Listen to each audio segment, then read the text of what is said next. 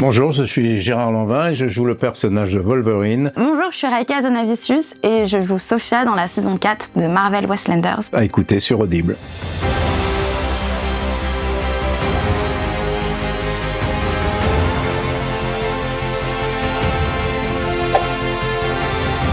Le jour V est passé et Wolverine se retrouve 30 ans après, quelqu'un qui évidemment est immortel et qui retrouve Sophia, qui est jouée par Raika, avec un talent.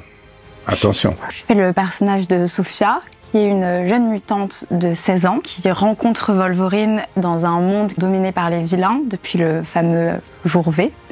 Le jour où Crâne Rouge a pris le contrôle des États-Unis et donc a tué tous les mutants. Et puis quand elle va rencontrer enfin Wolverine, un peu par hasard, pour elle c'est vraiment exceptionnel parce que c'est la légende des X-Men. Logan, attendez, on peut en discuter? Y a rien à discuter, je reste pas, tu seras beaucoup mieux sans moi. Attendez!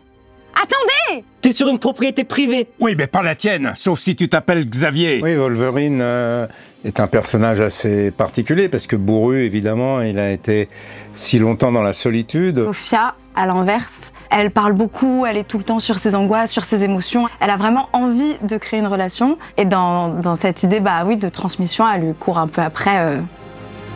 Ce que je retrouve un peu en tant que comédienne avec Gérard Lanvin. C'est fatigant, c'est fatigant. Oui. Au fond de toi, tu veux affronter Crâne Rouge, Logan. Mais t'es aveugle.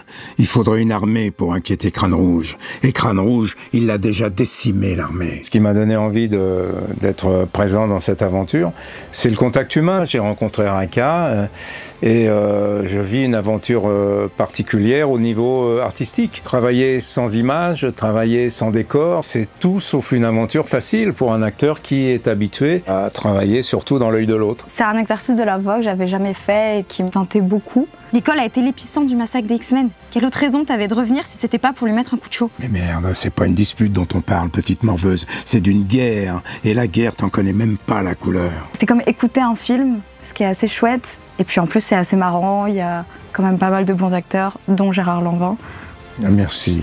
Puis on rigole et puis il y a plein de messages positifs. Ça pose de bonnes questions, c'est cool. Bon là, elle a tout dit, je pense.